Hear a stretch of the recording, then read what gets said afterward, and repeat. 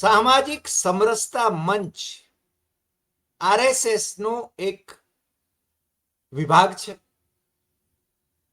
અને એના જે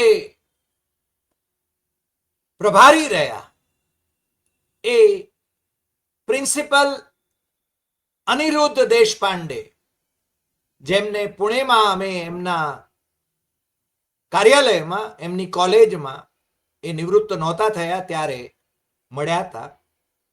અને એના પછી પણ જ્યારે જ્યારે અમને કોઈ ડિબેટ કરવાની તક મળી હોય, ટીવી પર ડિબેટ હોય, ત્યારે અમે એમને પૂછતા રહ્યા છીએ. અત્યારે તો એ રાષ્ટ્રીય સ્વયંસેવક સંઘની જે ટોચની કાર્યકારિણી છે, કારોબારી છે, એના સભ્ય છે. પણ અમે એમને પૂછતા રહ્યા છીએ કે જો આરએસએસમાં બધા જ હિન્દુ હોય, કોઈ દલિત, કોઈ પછાત ન હોય, તો આ સામાજિક સમરસતા મંચ દલિતોદ્ધાર માટે કરવાની જરૂર શું? એના એક પ્રભારી રહેલા, ગુજરાતના જ પ્રભારી રહેલા રાણા, આમ તો એમબીએ થયેલા, જીપીએસસીમાં પણ એ ચેરમેન પદ સુધી પહોંચેલા, પણ પછી એમનું કાં તો ભ્રમ નિરસન થઈ ગયું હશે કે જે કંઈ હોય, પણ એમણે આરએસએસની આ દલિત પ્રેમની વાતો એ કેટલી પોકળ છે એના વિશે ઘણી બધી વાર જાહેરમાં નિવેદનો કર્યા. આવું જ કંઈક આરએસએસ નું બચ્ચું, એટલે કે ભારતીય જનતા પાર્ટી, એની રાજકીય પાંખ, એણે હમણાં માનનીય વડાપ્રધાન નરેન્દ્ર મોદીના આગ્રહને કારણે, એમના ઉત્સાહને કારણે સબકા સાથ સબકા વિકાસ ને લોકો સુધી પહોંચાડવાની વાતના ઢોલ પીટવા માટે એમણે સંત શિરોમણી રવિદાસ, એમની 650મી જન્મ જયંતિ નિમિત્તે કાશીથી કર્ણાવતી, એમને શબ્દાનુપ્રાસ બહુ ફાવે ભારતીય જનતા પાર્ટી વાળાઓને. વચનો આપવાનું બહુ ફાવે, વચનોનું પાલન કેટલું કરવું એ એક જુદી વાત છે. પણ એમણે આ યાત્રા કાઢવાની જાહેરાત કરી અને અંબાજીથી એક કલશ યાત્રા પણ શરૂ થઈ ગુજરાતમાં. સંત રવિદાસ ને નામે સમરસતા બતાવવા માટે, દલિતોને સમાન ગણવા માટે. હું દલિતોની વાત કરું છું ત્યારે અનુસૂચિત જાતિની વાત કરું છું. સંઘ પરિવારમાં અનુસૂચિત જાતિના ઉદ્ધાર માટે સામાજિક સમરસતા મંચ, અનુસૂચિત જનજાતિ એટલે કે આદિવાસીઓ માટે વનવાસી કલ્યાણ આશ્રમ, વનવાસી એ આદિવાસી નથી જ, છતાં આરએસએસમાં વનવાસી અને ભારતીય જનતા પાર્ટી પણ વનવાસી, વનબંધુ આવા શબ્દ પ્રયોગ કરે છે, કારણ કે એની પાછળ એમના છુપા એજન્ડા છે. એ જ્યારે સમજાશે લોકોને ત્યારે ઘણું મોડું થઈ ગયું હશે. પણ આ અંબાજીથી જે કલશ યાત્રા સંત શિરોમણી રવિદાસજીને નામે નીકળી અને એના વિશે પાલનપુરના અમારા સદગત મિત્ર જીતુભાઈ મહેતાના સામયિક સ્વરાજ, એના વર્તમાન તંત્રી પ્રદીપ મહેતાએ જે અહેવાલ આપ્યો, એ અહેવાલ જોઈને અમને થયું કે અમારે એની વાત કરવી જોઈએ. પ્રદીપભાઈને અભિનંદન આપવા જોઈએ. કારણ એવું છે કે એમણે મને જે એમનો અંક મોકલાવ્યો સ્વરાજનો, જે નિયમિત રીતે મોકલાવે છે, એમાં બહુ સ્પષ્ટપણે એમણે નોંધ્યું છે, હેડલાઇન કરી છે, જિલ્લા અને પ્રદેશ ભાજપના કેટલાક નેતાઓ દ્વારા સંત રવિદાસના નામે સમરસતાનો દેખાડો, દલિતના ઘરે ભોજન રાત્રિ રોકાણના બદલે ભાજપના નેતાઓ બાલારામ રિઝોર્ટની લક્ઝરીમાં માલ્યા. હવે જો દલિતોની વાત થાય, શોષિતો વંચિતોની વાત થાય, ત્યારે પ્રદીપભાઈ એમ કે છે કે વડાપ્રધાન એમનું કલ્યાણ ઈચ્છે છે, નરેન્દ્રભાઈ એમનું કલ્યાણ ઈચ્છે છે અને એને માટે પ્રયત્નશીલ છે, પરંતુ એમના જે કાર્યકર્તાઓ છે, નેતાઓ છે, એમને તો 5 સ્ટાર કે 7 સ્ટાર કલ્ચર સિવાય ચાલતું નથી. એ કે છે કે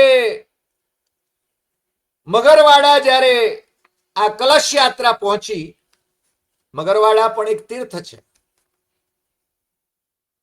અને એનું મહાત્મ્ય છે ઘણું બધું. તો મગરવાડા જ્યારે આ કલશ યાત્રા પહોંચી ત્યારે પક્ષના દલિત કાર્યકરો, સ્થાનિકોને અપેક્ષા હતી કે કોઈ વ્યક્તિના ઘરે ભોજન કરવામાં આવશે અને રાત્રિ રોકાણ પણ કરવામાં આવશે. તમે અનેક વાર જોયું હશે કે ઉત્તર પ્રદેશના મુખ્યમંત્રી, ભારતીય જનતા પાર્ટીના મુખ્યમંત્રી યોગી આદિત્યનાથ એ દલિતના ઘરમાં જઈને ભોજન કરે છે, પણ એ ભોજન ક્યાંથી આવે છે એની જો તપાસ કરવામાં આવે તો તમને છે ને કંઈક જુદા જ રહસ્યો જાણવા મળે. પણ ગોદી મીડિયા એવા આ પ્રદીપભાઈ મહેતાએ જે રીતે લખ્યું છે એવા રિસર્ચ કે તપાસો કરવાનું ટાળે, કારણ ગોદી મીડિયાને તો સત્તાધીશોને વહાલા થવું છે. અમે હંમેશા કહીએ છીએ કે પત્રકાર ધર્મ એ છે કે જે સત્તાને સવાલો કરે, અને સત્તામાં કોઈ પણ પક્ષ હોય, પંજાબમાં આમ આદમી પાર્ટી સત્તામાં હોય તો એને સવાલો થાય, કેન્દ્રમાં ભારતીય જનતા પાર્ટી સત્તામાં હોય તો એને સવાલો થાય, કર્ણાટકમાં કોંગ્રેસ સત્તામાં હોય તો એને સવાલો થાય, પણ સત્તામાં જે હોય એને જ સવાલો થાય. આ પત્રકાર ધર્મ કે છે. સામાન્ય રીતે આપણે ત્યાં તો 30 વર્ષથી ભારતીય જનતા પાર્ટી સત્તામાં છે ને એના જે નેતાઓ છે, એના દલિત નેતાઓ પણ સવર્ણો કરતા પણ વધારે જાણે કે સવર્ણ ગણાવવાની સ્પર્ધામાં હોય એવું લાગે છે, શાહીબીમાં રાજે છે. અને પછી બીજા નેતાઓની તો વાત જ શું કરવી. હું સવર્ણ અને અવર્ણની વાત નથી કરતો. હું અત્યારે સામાજિક સમરસતાની જે વાત ચાલે છે ત્યારે દલિત અને સવર્ણ એ શબ્દ પ્રયોગ વપરાય છે એટલા માટે એની વાત કરું છું. હવે આ જે યાત્રા નીકળી, કલશ યાત્રા, સંત રવિદાસને નામે વોટ બટોરવાની યાત્રા હું તો એને કહીશ. કારણ કે પ્રાઇમ મિનિસ્ટરે, તમને ખબર છે, જે લોચો માર્યો હતો એ ગુરુ નાનક ને, સંત રવિદાસ ને અને બીજા એક સંત કબીર ને, કદાચ જો હું ભૂલતો ન હોઉં તો, આ બધા અલગ અલગ સમયગાળાના વ્યક્તિત્વો હતા. એ બધાને જાણે કે એમને એક સાથે મંત્રણાઓ કરતા હતા એવું પ્રાઇમ મિનિસ્ટર કહી શકે. પ્રાઇમ મિનિસ્ટરને તો આ બધું કહેવાનો અધિકાર છે, કારણ કે એમને છે ને તર્ક અને તથ્ય સાથે કોઈ સંબંધ નથી હોતું. વાદળો આવે તો રડારમાં વિમાન તમારું દેખાય નહીં, એટલે એવા જ સમયે તમારે આક્રમણ કરવું, એવી એ સલાહ આપે. અને કાં તો છે ને ગટરમાંથી, નાળામાંથી જે ગેસ નીકળે એમાંથી ચા બનાવવાનું ની ફોર્મ્યુલા પણ એ આપે. અને 1 + 1 = 11 એ પાછળ વિદેશોમાં ઠોકમ ઠોક એ કરે. નરેન્દ્રભાઈને તો એ તો નોન બાયોલોજીકલ છે, એટલે એમને કંઈ પણ કહેવાનો અધિકાર મળી જતો હોય છે, પણ હવે એમના ભોપાળાએ ખુલ્લા પડી રહ્યા છે. સંસદ ગૃહમાં મોઢું બતાવી શકતા નથી. જે રીતે જૈનજી ઉપર, જંતર મંતર ઉપર એમણે અને એમના ગૃહમંત્રી અમિત શાહે, એમના સુરક્ષા દળોએ, એમની પોલીસે જે વિદ્યાર્થી આંદોલનકારીઓ ઉપર જે અત્યાચાર ગુજાર્યા છે, એટલે એમને મોઢું બતાવવાનું મુશ્કેલ થઈ ગયું છે. કદાચ સોમવારે અમિત શાહ મોઢું બતાવે, એની પાછળ પણ એમના કોઈક ઈરાદાઓ હશે, કારણ કે એ એમના રાજકીય ઈરાદાઓ સિવાય કશું જ કરતા નથી. મોદી અને શાહ બંને જણા ચૂંટણી જીવી છે, અને એમણે આખી પાર્ટીને પણ ચૂંટણી જીવી બનાવી દીધી છે. અટલજીની ભારતીય જનતા પાર્ટી હવે રહી નથી. ડોક્ટર મુરલી મનોહર જોશીની ભારતીય જનતા પાર્ટી હવે રહી નથી. અને આ સામાજિક સમરસતાની જે વાત છે, એના જે ઢોલ પીટે છે, ત્યારે મેં મગરવાડાની વાત કરી કે ત્યાં એવું હતું કે કોઈ દલિતને ત્યાં ભોજન કરશે, સાદું ભોજન કરશે, અને રાતવાસો પણ ત્યાં જ ખાટલા ઢાળીને ચટઈઓ પાથરીને આ યાત્રામાં સહભાગી એવા બધા જિલ્લા અને પ્રદેશના ભાજપના નેતાઓ એ ત્યાં રોકાણ કરશે એવી અપેક્ષા હતી. પણ પ્રદીપભાઈએ તો એમની પોલ ખોલી નાખી. પ્રદીપભાઈએ નોંધ્યું જ કે આ લોકોને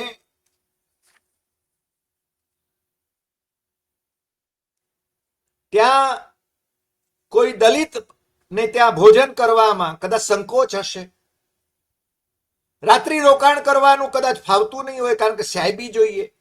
સાહેબીની આદત પડી ગઈ હોય ને.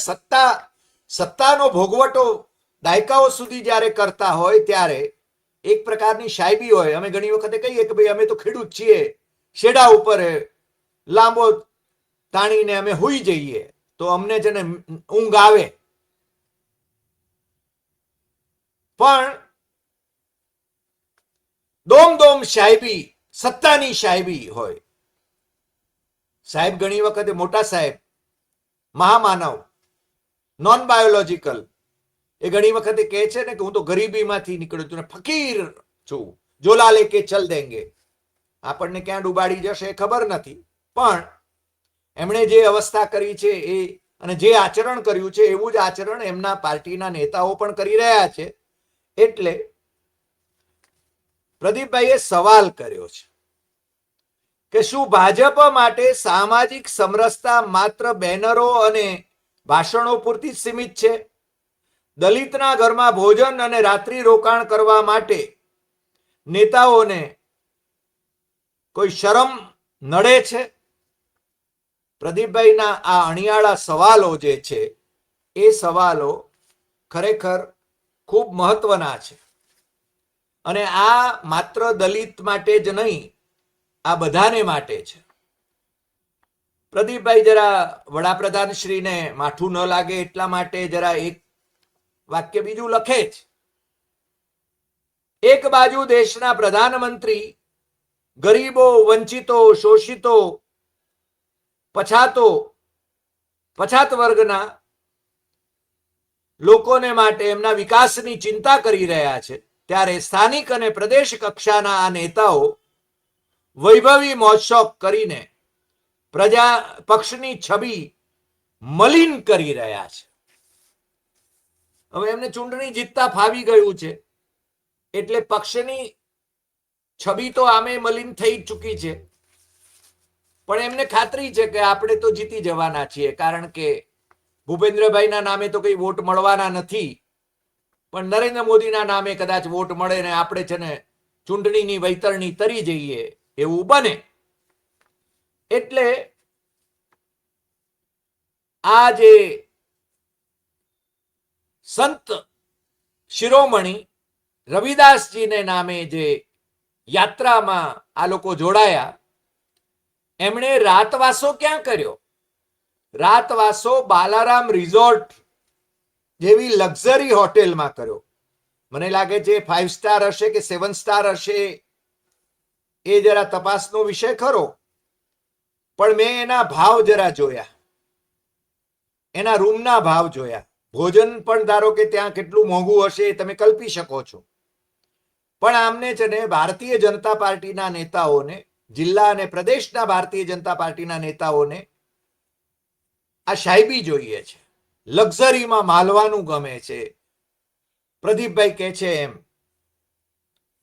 મેં એની ઓફિશિયલ વેબસાઇટ ઉપર જઈને જોયું તો ત્યાં એક રૂમનો ઓછામાં ઓછો રાત્રિ રોકાણનો ભાવ ચાર્જ 7,500 રૂપિયા છે. 7,500 રૂપિયા.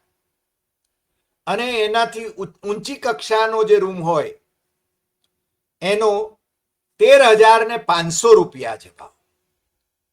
આ કઈ મારે બાલારામ રિઝોર્ટ નું કોઈ માર્કેટિંગ કરવાનું નથી, પણ જ્યારે પ્રદીપભાઈએ આ લખ્યું તો મને એમ થયું કે મારે એના વિશે વાત કરવી હોય તો મારે એ જરા જાણી લેવું જોઈએ. એટલે કે બનાસકાંઠા ભાજપના નેતાઓ અને પાલનપુર શહેરના સત્તાધીશો, એમને છે ને એમની વીઆઈપી માનસિકતા જે છે એ રાત્રિ રોકાણ માટે એમને રૂમ જોઈએ છે 7,500 રૂપિયાથી 13,500 રૂપિયા વાળો, અને બાકીની સાહેબી હશે એ જુદી. હવે બીજી સાહેબીઓ એમને શું ખપે છે એ અમારો વિષય નથી, પણ પ્રદીપભાઈએ જે નોંધ્યું છે એની જ વાત આગળ કરું તો સમરસતાના નામે માત્ર ફોટો સેશન અને રિઝોર્ટના જલસા કરનારા આ નેતાઓની પોલ ખુલ્લી પડી ગઈ છે. ત્યારે હવે ભાજપ હાઈકમાન્ડ અને બનાસકાંઠાની જનતા આવા નેતાઓ પાસે કડક હિસાબ માંગશે તે નક્કી છે. એમણે અહીંયા સુધી એમણે આ કલશ યાત્રા, રવિદાસજીને નામે જે યાત્રા કાઢી, આમ તો વોટ લણવાની યાત્રા કહેવી જોઈએ એને, સામાજિક સમરસતા માટેની નહીં. અને મેં તમને શરૂઆતમાં જ જે કહ્યું એનો ઉલ્લેખ કરી લઉં કે સામાજિક સમરસતા મંચ એમાં દલિતોદ્ધાર માટે આરએસએસ કાર્યરત છે એવું દેખાડવાની કોશિશ કરવામાં આવી રહી છે. પણ મને પ્રશ્ન એ થાય છે કે ડિસેમ્બર 1938 ના ગાળાની વાત જો હું ભૂલતો ન હોઉં તો સંઘની એક શિબિર બજાજવાડીમાં હતી, મહારાષ્ટ્રમાં, વર્ધામાં. અને એ વખતે ગાંધીજી પણ જમનાલાલ બજાજ, જે એમના 5મા પુત્ર ગણાતા હતા, એમને ત્યાં મહેમાન હતા. આ સંઘની શિબિરમાં જે કાર્યક્રમો સવારથી ચાલે એ ગાંધીજી એ જમનાલાલ બજાજની હવેલીના ટેરેસ ઉપરથી જોતા હતા. સંઘના જે શિબિર અધિકારી જે હશે એમને ખબર પડી કે ગાંધીજી અહીંયા રોકાયા છે. ગાંધીજી માટે એમને કેટલો પ્રેમ હતો એ આખી એક જુદી વાત છે, પરંતુ એ વખતે ડોક્ટર હેડગેવાર જીવતા હતા. અને ડોક્ટર હેડગેવાર એટલે જે 25 જણાએ નાગપુરમાં 1925માં આરએસએસની સ્થાપના કરી, એમાં ડોક્ટર હેડગેવાર સહિતના જે લોકો હતા એ મૂળે કોંગ્રેસી હતા. અને ડોક્ટર હેડગેવાર એ જીવ્યા ત્યાં સુધી, 1940માં એમનું નિધન થયું, એ જીવ્યા ત્યાં સુધી કોંગ્રેસી રહ્યા. અને પછી આરએસએસ કોંગ્રેસ વિરોધી ભૂમિકા ઉપર, સાવરકરની ભૂમિકા ઉપર એ સતત આવી જવાનું માધવ સદાશિવ ગોલવલકરના સમયગાળામાં તો સવિશેષ બન્યું. પણ એ આખો જુદો વિષય છે. ગાંધીજીને શિબિર અધિકારીજીએ શિબિર જોવા માટે, શિબિરમાં એનું નિરીક્ષણ કરવા માટે આવવા માટે નિમંત્રણ આપ્યું. ગાંધીજી ગયા અને ગાંધીજીએ એક પ્રશ્ન પૂછ્યો કે આમાં હરિજન કેટલા? એ વખતે હરિજન અનપાર્લામેન્ટરી શબ્દ નહોતો. હરિજન શબ્દ પ્રયોગ વપરાતો હતો, એટલે હું એ શબ્દ પ્રયોગ વાપરી રહ્યો છું. અને નાહ પાલકર લિખિત ડોક્ટર હેડગેવારનું જીવન વૃત્તાંત જે છે, મારી પાસે તો એની હિન્દી નકલ પણ છે, ગુજરાતી નકલ પણ છે, અને તમને સાધના સાહિત્યમાંથી એની ગુજરાતી નકલ મળે ને એમાં એક પ્રસંગ પણ તમને મળી આવે એવું બને. અને ડોક્ટર હેડગેવાર આજીવન કોંગ્રેસી હતા, એ પણ એમાં તમને પ્રતિપાદિત થતું જોવા મળે. તો ગાંધીજીએ પ્રશ્ન કર્યો અને પ્રશ્નના જવાબમાં એમને કહેવામાં આવ્યું કે અહીંયા એકેય હરિજન નથી. તો ગાંધીજીને આશ્ચર્ય થયું. કેમ? એટલે કે બધા જ હિન્દુ છે. જો આરએસએસ માં બધા જ હિન્દુ હોય તો આ સામાજિક સમરસતા મંચની જરૂર ક્યાં પડી?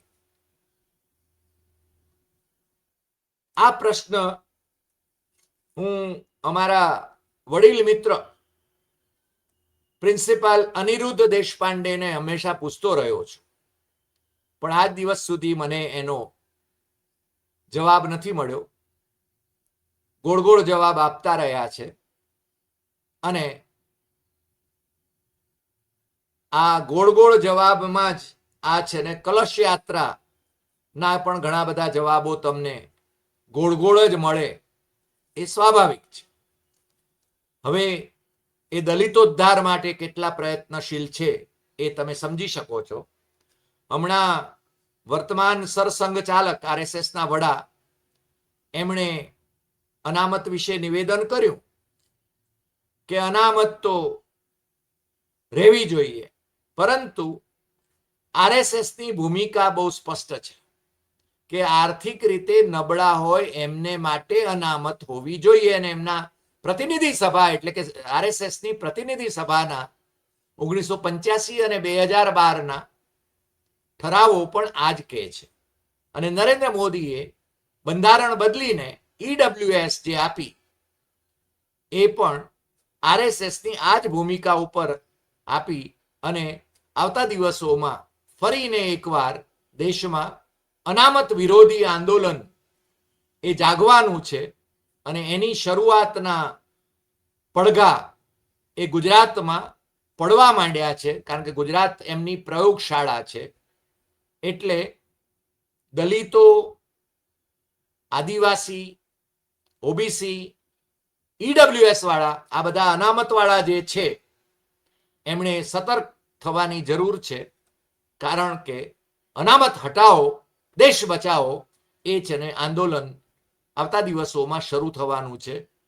પણ એના વિશે તમે શું માનો છો એ મને ખબર નથી, પરંતુ હું અનામત શ્રેણીમાં ન રહ્યો હોવા છતાં હું જનરલ શ્રેણીમાં જ રહ્યો છું.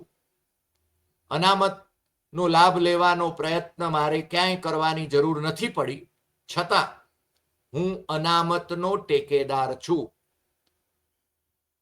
જે વંચિતો છે, જે પછાતો છે, જે દલિતો છે, જે આદિવાસી છે, એમને માટે અનામત એ જરૂરી છે. એની છણાવટ અથવા તો એની સમીક્ષા એ સમયાંતરે થવી જોઈએ, એટલું હું જરૂર માનું છું. અને તમને એક બીજો પ્રસંગ પણ કહી દઉં કે મંડળ કમિશનના જસ્ટિસ આર ભોળે અમારે ત્યાં મુંબઈમાં બોમ્બે હાઈકોર્ટના એ જજ હતા, પછી એ રાજ્યસભાના કોંગ્રેસના સભ્ય હતા. ડોક્ટર બાબા સાહેબ આંબેડકરના એમની સંસ્થા જે હતી પીપલ્સ એજ્યુકેશન સોસાયટી, એના પણ એ ચેરમેન હતા. એ મંડળ કમિશનના મેમ્બર હતા. ત્યારે મેં એમનો ઇન્ટરવ્યુ જ્યારે કર્યો ત્યારે એમણે કહ્યું કે અમારામાં દલિતોમાં નવ બ્રાહ્મણવાદ પેદા થયો છે.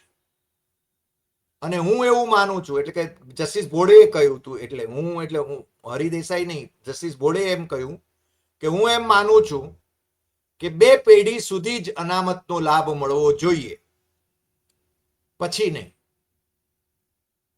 મેં એમને પ્રતિપ્રશ્ન કર્યો કે તમારો સમાજ એ તમારી આ વાત સ્વીકારશે? એમની પાસે જવાબ નહોતો. અને આ મુદ્દો આજે પણ દેશભરમાં ચર્ચાનો વિષય છે. આજે આટલી વાત. ફરી મળીશું નવા એપિસોડમાં નવા વિષય સાથે. તમને જો આ એપિસોડ ગમ્યો હોય તો સૌથી વધુ શેર કરશો, લાઈક કરશો, કમેન્ટ કરશો અને આપણી યુટ્યુબ ચેનલ ડોક્ટર હરિદેસાઈ સત્યમેવમ તથ્યમ એ સબસ્ક્રાઇબ કરવા માટે મિત્રોને દેશમાં અને વિદેશમાં જરૂર જણાવશો. નમસ્કાર.